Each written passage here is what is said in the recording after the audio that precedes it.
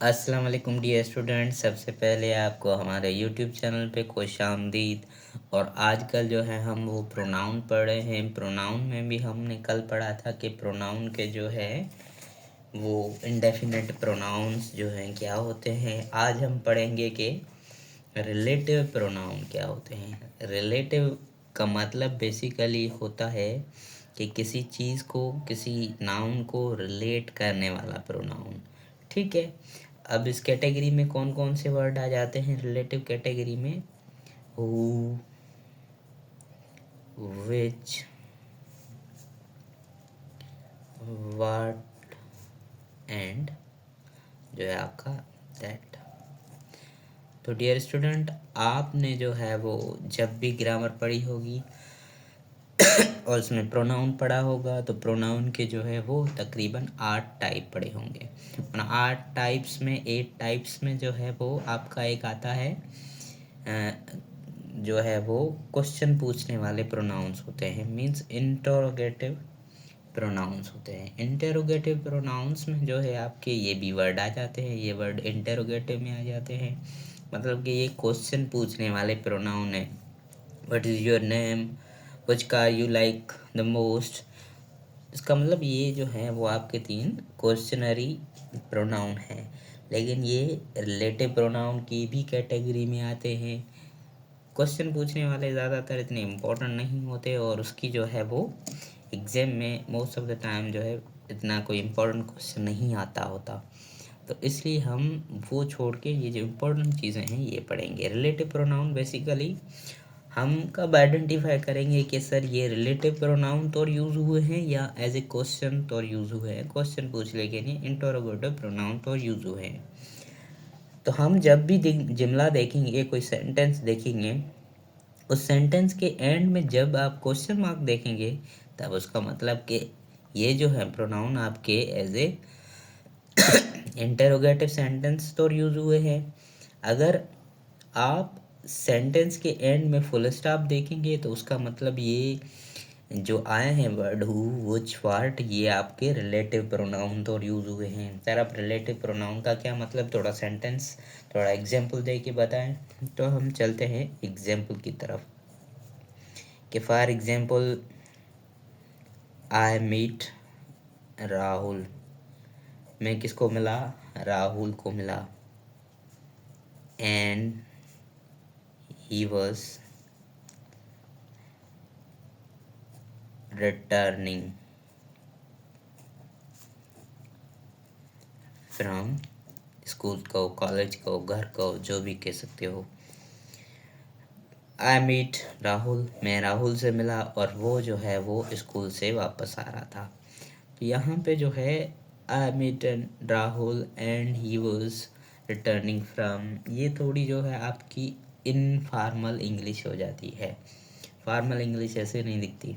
यहाँ पे थोड़ी आपकी वीक एरर है। तो इस वीक एरर को हटाने के लिए हम क्या कहेंगे, इन दोनों वर्ड्स को हटा के यहाँ पे एक प्रोनाउन लिख देंगे जो कि आपके राहुल को रिलेट करेगा। और इस सेंटेंस को रीअरेंज करेंगे कि I met Rahul who was returning from school. यहाँ पे क्या हो रहा है कि मैं राहुल से मिला जो स्कूल से वापस आ रहा था। सेंटेंस की एंड में फुल स्टॉप यूज़ हुआ है। इसका मतलब ये जो हु वाला वर्ड है ये क्वेश्चन पूछ नहीं रहा, ये बता रहा है कौन सा वाला राहुल जिससे मैं मिला। कौन सा वाला राहुल जिससे मैं मिला, वो राहुल जो है स्कूल से वापस आ रहा था। इसका मतलब ये जो है प्रोनाउन अपने आगे आने वाले नाउन को रिलेट कर रहा है, रेफर कर रहा है। तो इस वाले, ये वाले जो नाउन हैं इनको हम क्या कहेंगे, रिलेटिव प्रोनाउन। जो अपने आगे आने वाले नाउन को रिलेट करें उन सब को हम क्या कहेंगे, रिलेटिव प्रोनाउन। ठीक है। यहाँ पे आपको ये समझ में आ गया होगा कि रिलेटिव प्रोनाउन क्या होता है। अच्छा, एक और बात कि रिलेटिव प्रोनाउन जिस चीज़ को रेफ़र करता है, जिस नाउन को रेफ़र करता है, उस नाउन को हम क्या कहेंगे? उस नाउन को हम एंटीसीडेंट कहेंगे। क्या कहेंगे? एंटीसीडेंट। ये वर्ड आपने ज़हन में रखना है कि जिस नाउन को प्रोनाउन रेफ़र करता है, उस नाउन को हम एंटीसीडेंट कहेंगे। उसके आगे आने वाला वर्ड जो भी है वो। तो ये 4 आपके रिलेटिव प्रोनाउन हैं। इन 4 जो है रिलेटिव प्रोनाउन को हम डिटेल में डिस्कस करेंगे नीचे। सबसे पहले हम डिस्कस करते हैं हु को, कि सर आपने पढ़ाया था कि जो है प्रोनाउंस के केसेस होते हैं, जैसे कि I, me, myself, we, us, ourself. तो इसी तरह से ये भी एक प्रोनाउन है, इसके भी केसेस होंगे। इसके कैसे? फॉर एग्जांपल हु जो है वो उसके कौन से केसेस होंगे? हु खुद सब्जेक्टिव केस है। हु क्या है आपका? सब्जेक्टिव केस है। तो इसका हु का सब्जेक्टिव केस हु खुद आएगा, और इसका जो है ऑब्जेक्टिव केस जो है वो होगा हुम। ठीक है बेटा, इसका ऑब्जेक्टिव केस हुम है, और इसका जो है वो पजेसिव एडजेक्टिव कौन सा है? इसका हुज जो है वो पजेसिव एडजेक्टिव है। ठीक है, फर्स्ट ऑफ ऑल हु हमने डिस्कस करना स्टार्ट किया है। हु सर किसको रिलेट करता है? हु जो है मोस्ट ऑफ द टाइम जो है ह्यूमन बींग्स को रिलेट करता है। जब भी किसी सेंटेंस में आपको ह्यूमन बींग्स को रिलेट करना हो तो आप तब हु यूज़ करेंगे। ठीक है, और हु के कौन कौन से केसेस होते हैं? सब्जेक्टिव केस होता है, ऑब्जेक्टिव केस होता है, और पजेसिव एडजेक्टिव केस होता है। हु का सब्जेक्टिव केस हु है, हु का ऑब्जेक्टिव केस जो है हुम है, और हु का सब पजेसिव एडजेक्टिव केस जो है वो हुज है। सर अब इनका भी एक एक एग्जांपल दें ताकि ये भी हमें थोड़ा सा क्लियरिफाई हो जाएंगे कहाँ कहाँ पे कैसे कैसे यूज़ होते हैं। तो ठीक है, सबसे पहले जो इजी है वो उसका एग्जांपल हम लेते हैं। ये टॉपिक जो है मोस्ट इम्पोर्टेंट टॉपिक है। इसमें most of the time most of the student क्या होते हैं? कंफ्यूज होते हैं। इसीलिए आपको ये वाला टॉपिक थोड़ा ध्यान से सुनना है। ठीक है, हुज कैसे यूज होता है?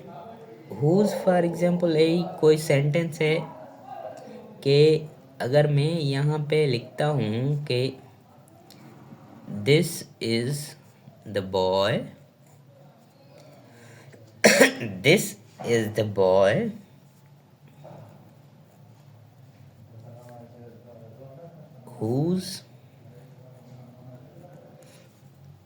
whose father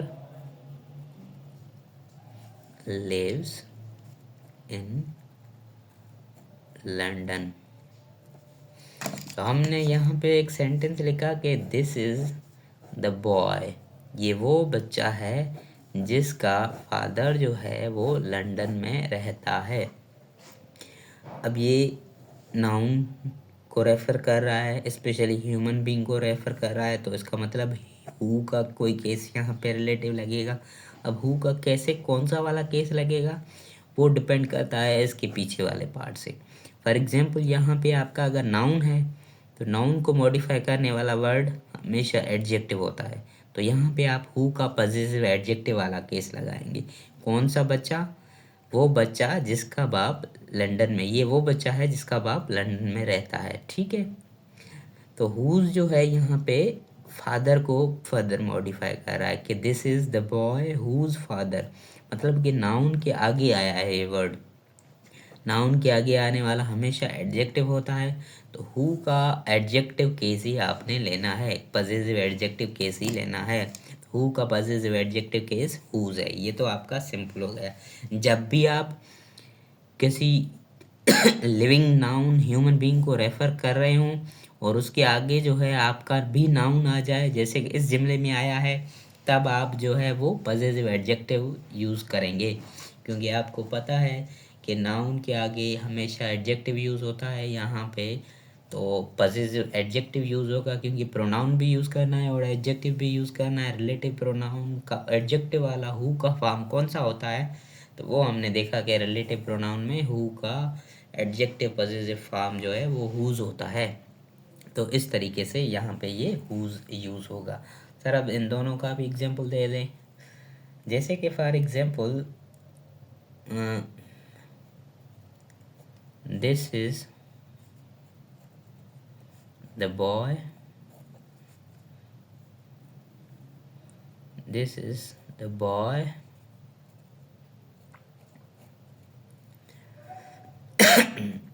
who works hard. ये वाला थोड़ा सा कॉन्सेप्ट ट्रिकी है, लेकिन आपको जो है ये जहन में रखना है, ठीक है। इसका एक दूसरा एग्जांपल लिख लेते हैं, फिर डिस्कस करते हैं कि this is the girl whom I will marry। ये वो गर्ल है जिससे मैं शादी करूँगा, ठीक है। तो यहाँ पे हमने ये हुज डिस्कस कर लिया। हुज तो सिंपल है। अब बहुत सारे बच्चे जो हैं हुम कब लगाना है और हु कब लगाना है इसमें कंफ्यूज हो जाते हैं। तो आपने सबसे पहले ये देखना है कि कभी भी कोई भी सेंटेंस कंप्लीट करने के लिए, कभी भी कोई भी सेंटेंस तभी कंप्लीट होगा जब उसमें एक वर्ब होगा या एक ऑब्जेक्ट, एक वर्ब होगा और सब्जेक्ट होगा। मतलब कि उस सेंटेंस में सब्जेक्ट वर्ब की कॉम्बिनेशन पूरी होगी।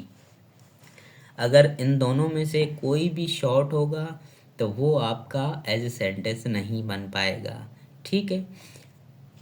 अगर फॉर एग्जांपल 2 या 3 या 4 वर्ब आ जाते हैं तो फिर क्या करें, जितने वर्ब आएंगे उतने ही सब्जेक्ट आएंगे, तभी आपका जो है सेंटेंस कंप्लीट होगा। जैसे कि हमने पहले पढ़ा था कि क्लॉज, एक सेंटेंस में 2 क्लॉज आते हैं। तो पहले जो है हमने पढ़ा था कि किसी सेंटेंस में अगर 2 क्लॉज आते हैं तो उसका मतलब कि उसमें 2 सब्जेक्ट आएंगे, 2 वर्ब आएंगे, एक वर्ब के साथ एक सब्जेक्ट आपका आना ही आना चाहिए, ठीक है। सर इस बात का इन कॉन्सेप्ट में क्या मतलब, वो हम देखते हैं कि यहाँ पे इसकी इम्पोर्टेंस क्या है कि हर सब्जेक्ट के लिए हर वर्ब होना चाहिए, एक सब्जेक्ट के लिए एक वर्ब, 2 सब्जेक्ट के लिए 2 वर्ब, तभी आपका जो है सेंटेंस कंप्लीट होगा। तो यहाँ पे जो है ऑब्जेक्ट है, मतलब ऑब्जेक्ट हो या ना हो सेंटेंस तो फिर भी बन सकता है। तो इसके लिए अब इसको थोड़ी देर साइड रखें, इस पे आए। तो मतलब कि किसी भी सेंटेंस में अगर आप सब्जेक्ट वर्ब की कॉम्बिनेशन बनाएं, अगर सब्जेक्ट वर्ब की कॉम्बिनेशन बन रही है तो ठीक है, तो आप जो है वो ये वाला वर्ड लगा लें, हुम लगा लें। अगर सब्जेक्ट वर्ब की कॉम्बिनेशन नहीं बन रही तो फिर उसका मतलब सब्जेक्ट किसी सेंटेंस में शॉर्टेज है सब्जेक्ट की, तब आप जो है हु लगाए। सब्जेक्ट की ज़रूरत हो तो सब्जेक्ट लगाएंगे। जैसे कि दिस इज़ द बॉय, ये आपका एक वर्ब है तो ये इसका सब्जेक्ट आ गया। एक वर्ब, एक सब्जेक्ट, एक वर्ब, मतलब इसकी कोटा पूरी हो गई। दिस इज़ द बॉय, ठीक है। अब यहाँ पे देखें कि वर्क्स आपका क्या है, दूसरा वर्ब है, और हार्ड जो है वर्ब को मॉडिफाई करने वाला एडवर्ब है। This is the boy works hard. तो मतलब कि यहाँ पे कोई दूसरा सब्जेक्ट चाहिए तभी आपका सेंटेंस कंप्लीट होगा। दूसरा सब्जेक्ट चाहिए, अगर सब्जेक्ट नहीं है तो आप हु का सब्जेक्टिव केस लगा दें जो पहले वाले बॉय को भी रेफर करे और इसमें सब्जेक्ट का भी काम करे। मतलब कि एक तीर में 2 निशाने हो गए यहाँ पे। तो हम यहाँ सब्जेक्टिव केस हु का प्रेफर करेंगे, हु का सब्जेक्टिव केस हु खुद ही होता है। तब हम क्या कहेंगे, this is the boy who works hard, ठीक है। तो यहाँ पे ये चीज़ जो है कंप्लीट हो गई। अब सर ये जो वर्ब है ये प्लूरल होगा या सिंगुलर होगा, ये वर्ब डिपेंड करेगा सब्जेक्ट पे, और ये सब्जेक्ट जो है अगर हु है तो हु वाला डिपेंड करता है अपने एंटीसीडेंट पे। अगर अपना एंटीसीडेंट सिंगुलर है तो ये जो है वर्ब सिंगुलर आएगा क्योंकि इसको ही रेफर कर रहा है। अगर ये वाला एंटीसीडेंट प्लूरल है, यहाँ पे बॉयज़ होता, these are the boys who work hard हो जाता, ठीक है। तो मतलब कि ये वाला वर्ब हमेशा डिपेंड करेगा इस वाले सब्जेक्ट पे, और इस वाला सब्जेक्ट जो है इसको रेफर कर रहा है, इसको रिलेट कर रहा है। तो मतलब अल्टीमेटली जो है ये सब्जेक्ट इस वाले ऑब्जेक्ट के अकॉर्डिंग आएगा या इस वाले एंटीसीडेंट के अकॉर्डिंग आएगा। थोड़ी चीज़ें कॉम्प्लिकेटेड है, लेकिन आप अच्छे से ध्यान दे के सुनेंगे तो उम्मीद करता हूँ कि आपको ये कॉन्सेप्ट समझ में आ जाएगा। नीचे वाला सेंटेंस देखिए, यहाँ पे आपका ये सब्जेक्ट एक पूरा, ये दूसरा आपका वर्ब पूरा, ये एक क्लास आपका पूरा हो गया, ठीक है। और दूसरा यहाँ पे आपका ये सब्जेक्ट है विल, ये एक ही सब्जेक्ट है। विल जो है आपका हेल्पिंग वर्ब है और ये आपका मेन वर्ब है, मतलब कि मिलाकर आपका एक ही वर्ब है। यहाँ पे आपका सब्जेक्ट वर्ब पूरे हो गए, यहाँ पे आपका ये वर्ब है और आय सब्जेक्ट है, मतलब यहाँ पे सब्जेक्ट वर्ब का कोटा पूरा, यहाँ पे सब्जेक्ट वर्ब का कोटा पूरा। तो इसका मतलब अब यहाँ पे सब्जेक्टिव केस की ज़रूरत ही नहीं है, तो हम क्या करेंगे, ऑब्जेक्टिव केस यहीं पे लगा देंगे। तो this is the girl whom I will marry. उम्मीद करता हूँ कि आपको अच्छे तरीके से ये वाला कॉन्सेप्ट समझ में आया होगा। अगर नहीं आया है तो इस वीडियो को दोबारा देखें, इंशाल्लाह आपको समझ में आ जाएगा, ठीक है। Thank you. तो यहाँ पे ये वाला कॉन्सेप्ट आपको पक्का करवाने के लिए मैं आपके लिए क्वेश्चन लाया हूँ। ये मैंने आपके लिए यहाँ पे डैश छोड़ा है। अब इस डैश में आप बताएं कि हु आएगा या हुम आएगा। ये आपको वीडियो पॉज करके बताना है सबसे पहले, और फिर जो है हम इसकी टेस्ट। तो इस चीज़ में बेसिकली इस सेंटेंस में हुम आएगा या हु आएगा वो हम यहाँ पे सीखते हैं। आपको मैंने सिखाया था कि आपने बस सब्जेक्ट और वर्ब का कोटा पूरा करना है। अगर 2 सब्जेक्ट हैं तो 2 वर्ब पूरे करने हैं, अगर 3 सब्जेक्ट हैं तो 3 वर्ब आपको पूरे करने हैं। तो देखते हैं यहाँ पे द डॉक्टर आपका सब्जेक्ट नंबर 1 है और मीट आपका जो है वर्ब नंबर 1 है। तो मतलब यहाँ तक ये आपका कोटा पूरा हो गया है। द 2 बॉयज़ जो है आपका ऑब्जेक्ट है। The doctor met the 2 boys, ठीक है। और होम यहाँ कंफ्यूज है, यहाँ पे हम आगे चल के हम डिसाइड करते हैं। ही आपका जो है एक और सब्जेक्ट आ गया, सब्जेक्ट नंबर 2। और बिलीव्ड जो है आपका सब वर्ब नंबर 2। तो मतलब ही और बिलीव्ड का भी कोटा पूरा हो गया। अब वर्ब आपका बचता है, ये वर्ब आपका सब्जेक्ट नंबर वर्ब नंबर 3 है, ठीक है, वर्ब पेशेंट। अब फॉर एग्जांपल बहुत सारे स्टूडेंट कंफ्यूज इस जगह पे होते हैं कि जैसे कि मैंने ऊपर आपको बताया कि विल मैरी, ये 2 वर्ड आपके एक ही जो हैं वो वर्ब का पार्ट है। Helping verb plus main verb मिला के आप एक ही वर्ब कंसीडर करते हैं। अब अगर यहाँ पे ऐसा होता कि ही वाज, ही के साथ वर्ब तो नहीं आएगा लेकिन ही वाज बिलीव्ड, अगर ऐसा होता पहले आपका ये बी वाला वर्ब आता और उसके बाद ये मेन वर्ब आता, तब हम देखते कि ये हेल्पिंग वर्ब और मेन वर्ब है और इसका ये जो है दोनों को मिला के एक वर्ब कर देते, ठीक है। लेकिन यहाँ पे क्या है, यहाँ पे ये जो है अगर ये इस तरीके से जो है पैसिव टेंस में आता है। पैसिव कैसे होते हैं वो हम आगे चल के सीखेंगे। तो बेसिकली यहाँ पे ये जो है बिलीव्ड अलग वर्ब है और ये अलग वर्ब है। तो एज सब्जेक्ट 2 का सब्जेक्ट वर्ब 2 मिल गया। अब ये जो है वर्ब 3 बच गया है, वर्ब पेशेंट। किसको वो पेशेंट मानना था, तो आप यहाँ पे सब्जेक्टिव केस लगाएंगे। हु जो है वो आपका जो है सब्जेक्ट नंबर 3 का यहाँ पे काम करेगा और उन बॉयज़ को भी रेफ़र करेगा, ठीक है। बेसिकली रेफ़र करने के लिए तो दोनों वर्ड आते हैं, लेकिन यहाँ पे आपको ये आइडेंटिफाई करना है कि यहाँ पे जो है सब्जेक्टिव केस आएगा या ऑब्जेक्टिव केस आएगा, ठीक है। तो इस तरीके से यहाँ पे हु जो है करेक्ट आंसर है। द डॉक्टर मेट, ये सब्जेक्ट इसका वर्ब आ गया। 2 बॉयज़ ये तो ऑब्जेक्ट है, इसको छोड़ दें। और ही बिलीव्ड जो है सब्जेक्ट ऑब्जेक्ट पूरे हो गए, सब्जेक्ट एंड वर्ब पूरे हो गए।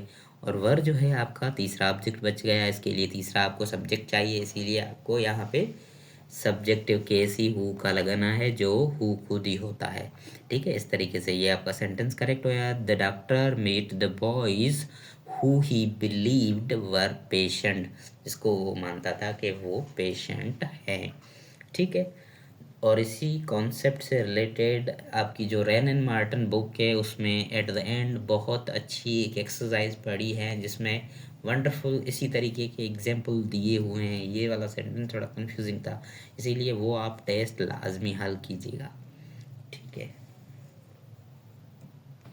तो रिलेटिव प्रोनाउन में हमने पहले हु डिस्कस किया। हु में क्या डिस्कस किया कि हु जो है ह्यूमन बीइंग के लिए यूज़ होता है, और उसके डिफरेंट सब्जेक्टिव, ऑब्जेक्टिव और पॉजिटिव एडजेक्टिव केसेस भी हमने पढ़े, कहाँ कहाँ कैसे कैसे यूज़ होते हैं वो भी डिस्कस किया। और दूसरा जो है आपका वर्ड रिलेटिव प्रोनाउन में वो है व्हिच। अब सर व्हिच की क्या मीनिंग है या कहाँ पे यूज़ होता है? व्हिच जो है सेम ही है, किसी चीज़ को, किसी नाउन को रेफ़र करने के लिए यूज़ होता है। रिलेटिव प्रोनाउन है आपका। और इंट्रोगेटिव प्रोनाउन भी हो सकता है जब interrogative at the end question में हो तब, लेकिन यहाँ पे हम सिर्फ रिलेटिव ही पढ़ रहे हैं। तो वो जो बेसिकली है मोस्ट ऑफ द टाइम आपके नॉन लिविंग थिंग्स को मैं जो है रेफ़र करता है। वहाँ पे हम most of the time Rahul को एक बार देखा था, एक बार बॉयज़ को रेफ़र कर रहा था। यहाँ पे आप जो है वो नॉन लिविंग चीज़ों के रेफ़र करने के लिए वो चाहता है, या फिर एनिमल्स को रेफ़र करने के लिए वो भी वो चाहता है, या बर्ड्स को रेफ़र करने के लिए वो भी वो चाहता है। ये सारी चीज़ें आपको प्रैक्टिस से ही कंफर्म होगी, ठीक है। Non living animals and birds को रेफ़र करने वाला जो है व्हिच वर्ड होता है। अब सर व्हिच के कौन से केसेस होते हैं? व्हिच के सिंपल केसेस होते हैं, बहुत ही सिंपल, ये हु जितना कॉम्प्लिकेटेड नहीं है। व्हिच का जो है वो सब्जेक्टिव केस भी यही होता है, और व्हिच का ऑब्जेक्टिव केस भी यही होता है, ठीक है। सब्जेक्टिव और ऑब्जेक्टिव केसेस सेम होते हैं। और पॉजिटिव केस जो है वो ऑफ व्हिच होता है। ये आपका जो है वो पॉजिटिव एडजेक्टिव की कैटेगरी में आ जाता है। पॉजिटिव एडजेक्टिव का मकसद, अगर बाद में आपका नाउन यूज हुआ है तब आप इसी को पॉजिटिव एडजेक्टिव कहेंगे।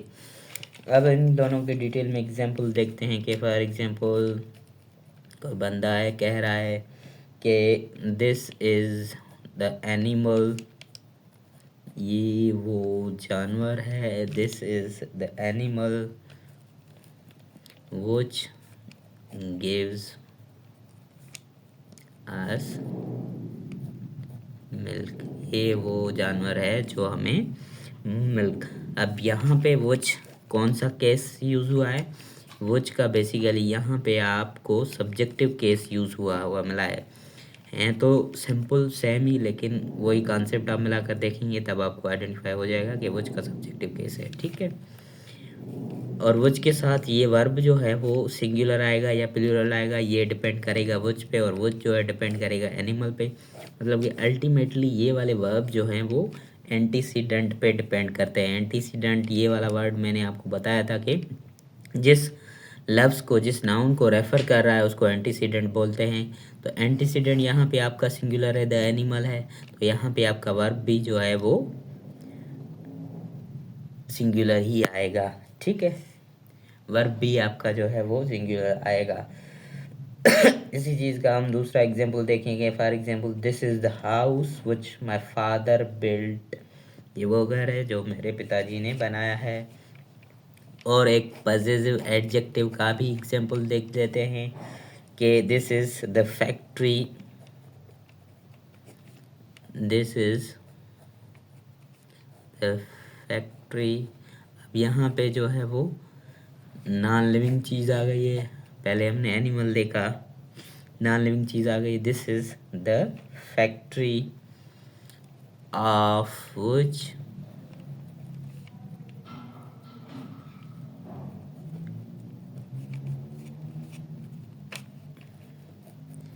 inauguration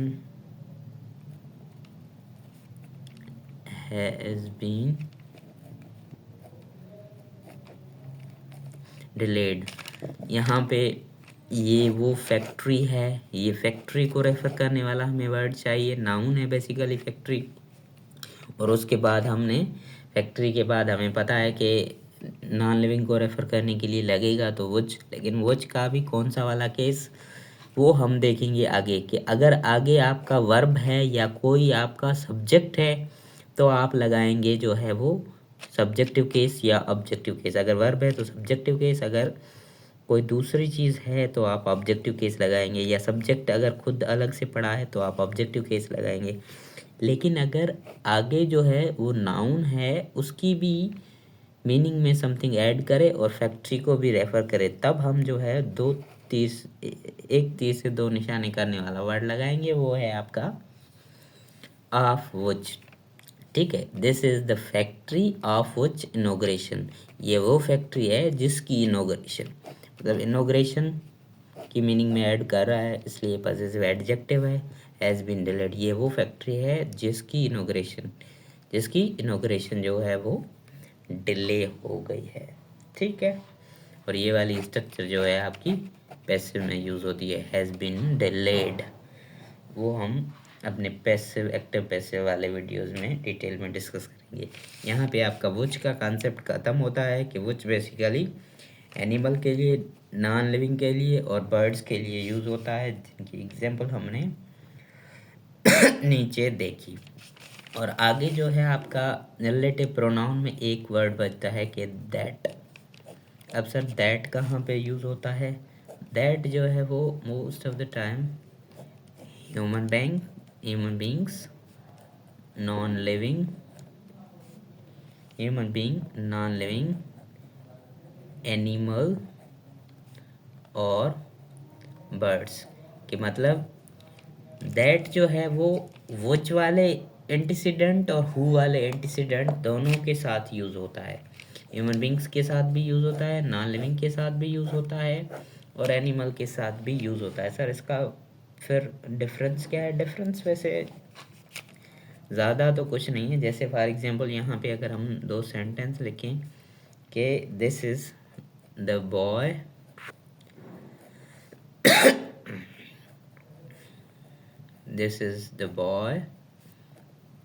who works hard, या this is the boy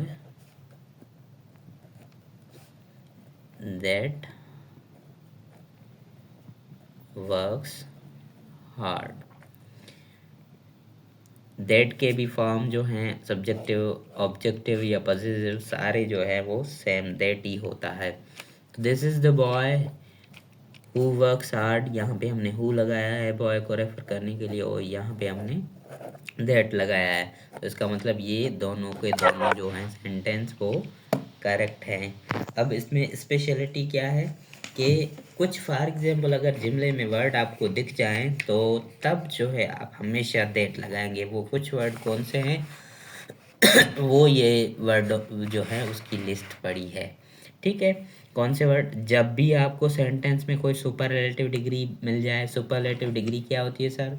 adjective जो है, एडजेक्टिव ऑफ क्वालिटी वाले जो वर्ड होते हैं, जैसे कि good, better, best, hot, hotter, hottest, तो उनकी जो है डिफरेंट डिग्रीज बनती हैं। उसमें जो एक्स्ट्रा जो डिग्री होती है, एक्स्ट्रा का मतलब कि वो जो सब को कंपेयर करने के लिए यूज़ होती है, सबसे आला वाली डिग्री होती है, उसको हम सुपरलेटिव डिग्री कहते हैं। अगर किसी भी सेंटेंस में सुपरलेटिव डिग्री यूज़ हुई हो तब आप वहाँ पे जो है हु नहीं लगाएंगे, तब आप वहाँ पे जो है दैट लगाएंगे। या किसी भी सेंटेंस में अगर द सेम या द फ्यू या द लिटिल ये वर्ड यूज़ हुए हैं तब भी आप जो है वो हु नहीं लगाएंगे, दैट लगाएंगे। ओनली या नन यूज़ हुआ है तब भी आपने दैट लगाना है। समथिंग, एनीथिंग, एवरीथिंग, नथिंग, या जब ऑल का जो है मतलब एवरीथिंग हो, ऑल का मतलब एवरीथिंग, कैसे हम आगे चल के एग्जाम्पल आपको देता हूँ जिससे आपको फर्दर क्लियरिफाई हो जाएगा। मतलब कि किसी भी सेंटेंस में जब ये वाले वर्ड आए तो उसका मतलब आप कन्फर्म आपने दैट वर्ड यूज़ करना है। सर ऐसा क्यों? अब ऐसा क्यों? ये तो भाई लैंग्वेज है, साइंस तो नहीं है हर किसी चीज़ का रूल होना चाहिए। तो इसका बेसिकली कोई रूल नहीं है, ये जैसे किताबों में यूज़ की हुई है उसी के रूल बना दिए हैं इन लोगों ने। तो इस तरीके से हम ये जो है वो इस चीज़ का हमें रट्टा मारना पड़ेगा या प्रैक्टिस करनी पड़ेगी, जो भी चीज़ करें पर ये चीज़ें आपको याद होनी चाहिए। द फ्यू, अ फ्यू या simple few, the little, a little या सिंपल लिटिल, ये वाले कॉन्सेप्ट जो है हम आगे चल के डिस्कस करेंगे कि सर फ्यू, अ फ्यू और द फ्यू में क्या फ़र्क है, वो हम आगे चल के डिस्कस करेंगे। सिंपल आप अभी तक जो है वो इन चीज़ों पे ध्यान दें। ठीक है, तो यहाँ पे ये जो मैंने आपको लिस्ट प्रोवाइड की है ये आपने हमेशा याद रखनी है अब इसी चीज़ के एग्जाम्पल देखते हैं सर कैसे। फॉर एग्जाम्पल अगर मैं यहाँ पे लिखूँ कि this is the best hotel, this is the best hotel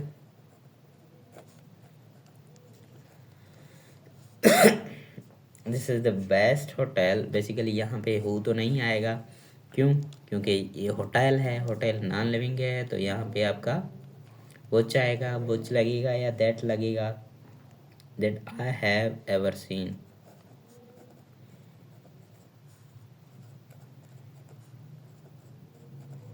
ठीक है, तो यहाँ पे क्या लगना है, यहाँ पे आपका दैट वर्ड आएगा। क्यों दैट वर्ड आएगा?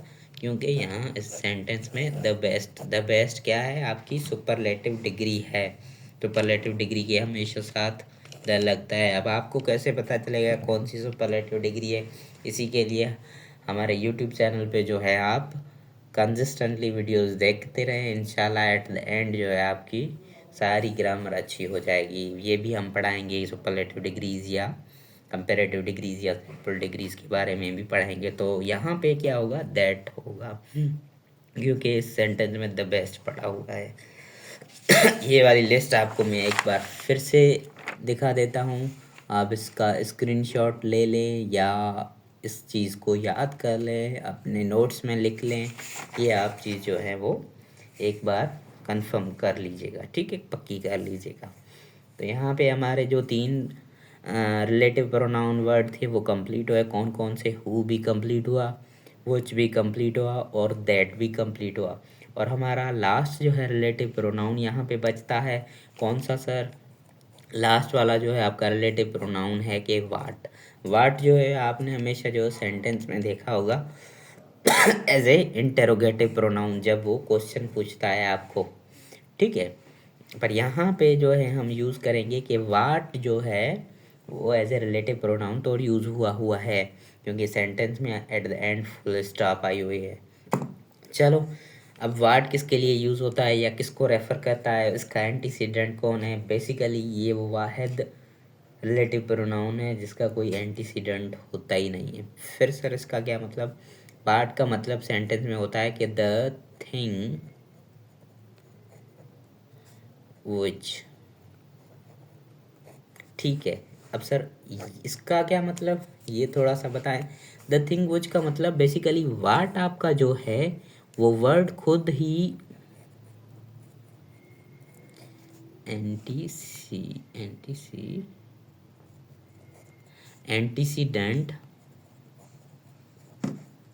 Plus which. रिलेटिव प्रोनाउन में हमने क्या पढ़ा था कि एक एंटीसीडेंट होता है जिसको प्रोनाउन को रिलेट करता है, तो ये वाली चीज़ थी। लेकिन वाट जो है वो एंटीसीडेंट अपना खा जाता है, मतलब कि इसका कोई भी एंटीसीडेंट नहीं होता। इसका मतलब ही होता है द थिंग विच, मतलब कि इसके मीनिंग में आता है कि एंटीसीडेंट प्लस विच जो है इसी वर्ड में ही इंक्लूडेड है। कैसे सर? थोड़ा एग्जांपल दे के समझाएं। तो यहाँ पे हम इस चीज़ का एग्जांपल दे रहे हैं कि अगर आपने किसी जुमले में लिखा हुआ देखा कि you can take the book what you like,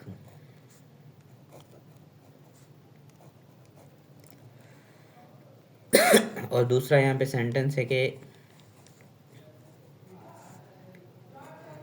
you can take what you like, you can take what you like, ठीक है। तो यहाँ पे जो है वो यू कैन टेक तुम ले सकते हो, जो भी तुम वो बुक ले सकते हो जो तुम्हें पसंद है।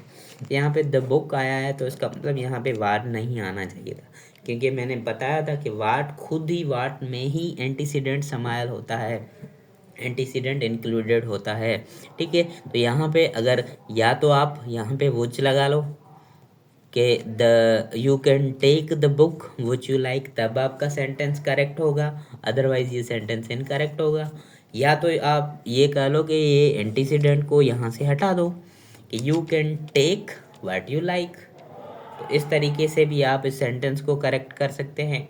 वाट का मतलब क्या कि द थिंग विच, ठीक है, वही चीज़ जो तुम जिसका रिलेट करना चाहते हो। अगर इस चीज़ के दूसरे एग्जाम्पल देखें कि you can take what you like, ठीक है, what he says is not true, what he says is not true, वो चीज़ जो ये कह रहा है, the thing which he says is not true, या वो ये लंबे वाले जो वर्ड हैं, द थिंग विच, इन सारों को हटा के आप वाट भी लगा सकते हैं। बेसिकली वाट की माने जो है द थिंग विच है, तो the thing which he says is not true, वो चीज़ जो ये बोल रहा है वो सही नहीं है। तो उसको सिंपल करने के लिए आप what he says is not true, what he says is not true, ठीक है। तो यहाँ पे हमारे जो है वो रिलेटिव प्रोनाउन के सारे वाले क्वेश्चंस, टॉपिक के जो रिलेटिव प्रोनाउन के में जो भी आते हैं, विच, ही, विच, हु, व्हाट, वो सब यहाँ पे ख़त्म हो जाते हैं। तो यहाँ पे जो है हमारा वो वाला टॉपिक रिलेटिव प्रोनाउन हमारा कंप्लीट होता है, और अब स्टार्ट करते हैं इनके कुछ क्वेश्चंस डिस्कस कर। For example, think and bridge grow, किसी किताब की नाम में पता चल गया होगा कि कैपिटल लेटर है सारे, और वैसे भी ये किताब मशहूर है, आपने सुना ही होगा, इतना पूरा सब्जेक्ट है आपका, एक किताब है इसीलिए सिंगुलर है, इज लगेगा। तो think and grow rich is the book home I like the most. एक सब्जेक्ट आपका ये हो गया और आपका एक वर्ब ये हो गया, मतलब यहाँ पे आपने सब्जेक्ट वर्ब की कॉम्बिनेशन पूरी लगा दी। ये आपका ऑब्जेक्ट है, इसको फिलहाल छोड़ दें। दूसरा आपका सब्जेक्ट ये है, आई सब्जेक्ट 2 है, लाइक जो है आपका वर्ब नंबर 2 है, द मोस्ट जो है इस लाइक का ऑब्जेक्ट है, ओ सॉरी, ये लाइक जो है वो लाइक जो है आपका वर्ब है, और द मोस्ट जो है इसका ऑब्जेक्ट आ जाता है किस्म का। तो मतलब कि यहाँ पे सब्जेक्ट वर्ब की कॉम्बिनेशन पूरी है, कोई भी दूसरा अलावा हमें सब्जेक्ट नहीं चाहिए। नहीं चाहिए तो हम ऑब्जेक्टिव केस लगाएंगे, क्योंकि हमें रेफर तो करना है। ऑब्जेक्टिव केस नहीं चाह, मतलब यहाँ पे एक तीर से सिर्फ एक ही निशाना आपने करना है, तो आप होम लगा देंगे, जो सिर्फ रिलेटिव प्रोनाउन का यहाँ पे काम कर रहा होगा, जो अपने एंटीसीडेंट को रिलेट करेगा। कौन सी वाली book, this is the book. तुम किस चीज़ को पसंद करते हैं, मैं बुक को। कौन सी वाली book, think and rich grow, ठीक है। यहाँ पे आपका जो है वो ये सेंटेंस में नो एरर है। दूसरा वाला सेंटेंस देखें कि this is the car, this is the car who I like very much.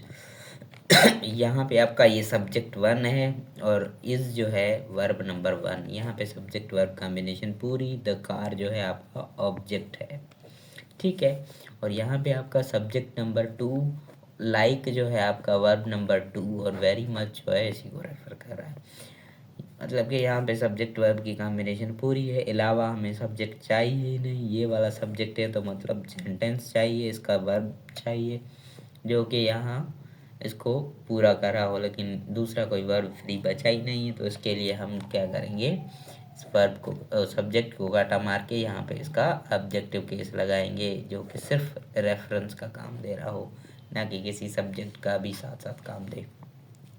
तो ये सेंटेंस इस तरीके से करेक्ट हो जाएगा, this is the car whom I like the much, very much. और उसके बाद हमने देखा कि this is the factory whose inauguration has been delayed, ठीक है। तो इस सेंटेंस में कौन सी गलती है, ये हुज जो है आपका मोस्ट ऑफ द टाइम जो है वो ह्यूमन बीइंग को जो है रिलेट करता है, उसका पॉजिटिव एडजेक्टिव केस है, हु का पॉजिटिव एडजेक्टिव केस है। यहाँ पे हमें नॉन लिविंग को रेफर करने वाला, रिलेट करने वाला वर्ड चाहिए। नॉन लिविंग को रिलेट करने वाला वर्ड वुच था, और वुच का भी कौन सा वाला केस, पॉजिटिव एडजेक्टिव वाला केस। वुच का पॉजिटिव एडजेक्टिव वाला केस जो है ऑफ वुच है। This is the factory of which inauguration has been delayed. तो इस तरीके से ये वाला सेंटेंस करेक्ट हो जाएगा। और उससे अगला है कि this is the same girl who betrayed me. यहाँ पे आपका दिस है, मतलब कि सब्जेक्ट नंबर 1, यहाँ पे वर्ब नंबर 1, यहाँ पे सब्जेक्ट वर्ब कॉम्बिनेशन पूरी, और यहाँ पे आपकी द गर्ल जो है वो ऑब्जेक्ट आ जाता है, और ये वाला वर्ब बिट्रेड मी, जिसने मुझे धोखा दिया, वर्ब नंबर 2, इसके लिए आपका सब्जेक्ट चाहिए। तो यहाँ पे सब्जेक्टिव केस आपका लगा हुआ है, इसका मतलब ये सही है, सही तो है, लेकिन इसमें थोड़ी सी माइनर एरर है। कौन सी एरर है? सेंटेंस में आपने देखा कि द सेम पड़ा है, हमने वर्ड्स पढ़े थे कि द सेम या सुपरलेटिव डिग्री आए, उसके साथ हम हु नहीं, उसके साथ दैट प्रेफर करेंगे।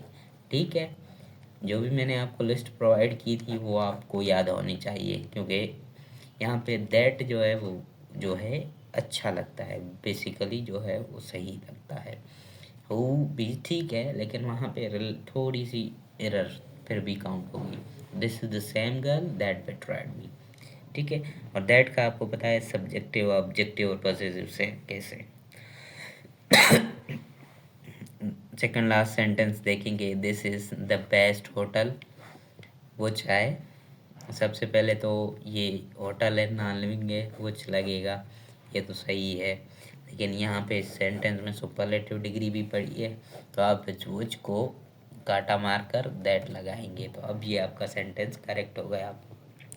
बेसिकली हु वाले सेंटेंस में आपको देखना होता है कि हु आएगा, हुम आएगा, सब्जेक्टिव या ऑब्जेक्टिव केसेस आएंगे, लेकिन दैट, वाट, वुच वाले केसेस में इतना नहीं देखना पड़ता, क्योंकि इनके डिफरेंट फॉर्म्स जो हैं most of the time same ही होते हैं।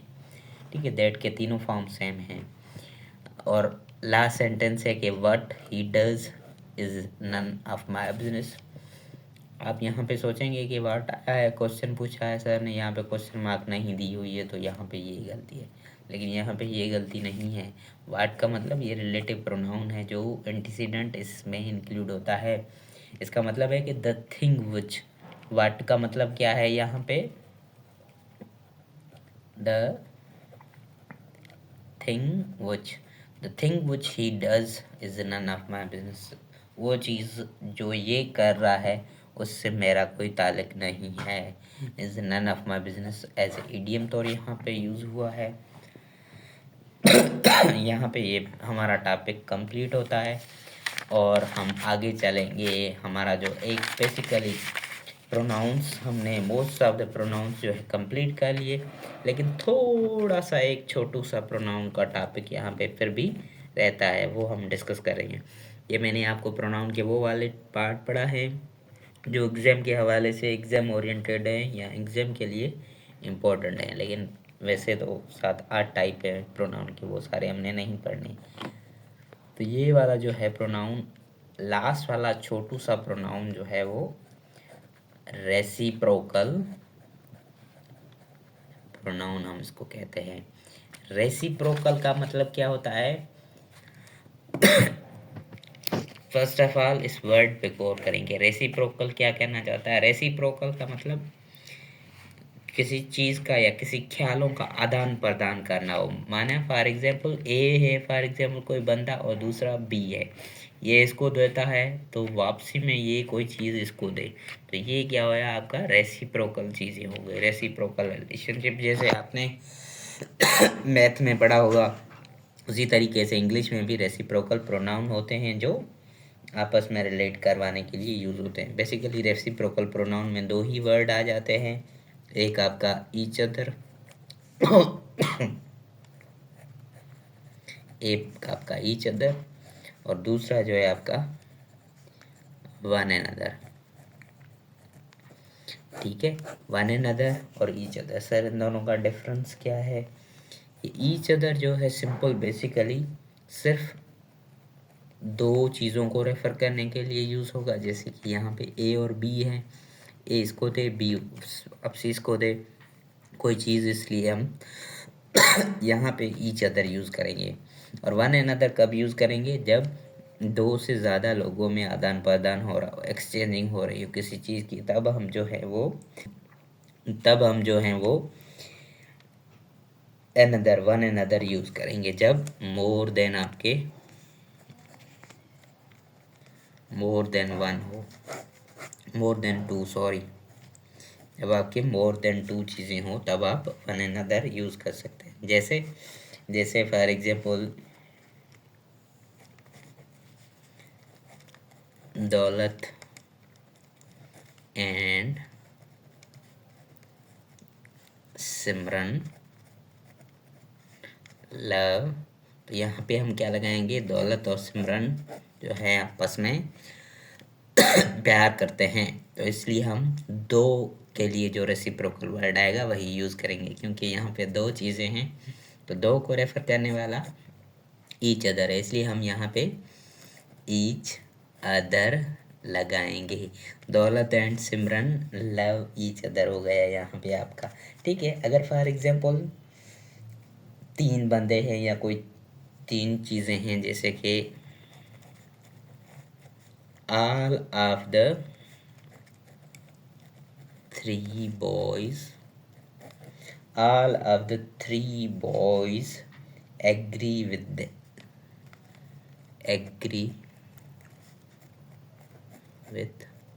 अब यहाँ पे क्या लगाएंगे, all of the 3 boys agree with one another लगाएंगे या each other लगाएंगे।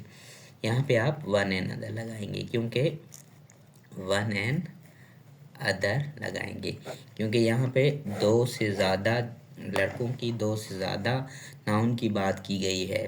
तो 2 से ज़्यादा जब नाउन आए तब आपने वन एंड अदर लगाना है, जब 2 नाउन आए तब आपने जो है वो ईच अदर लगवाना है।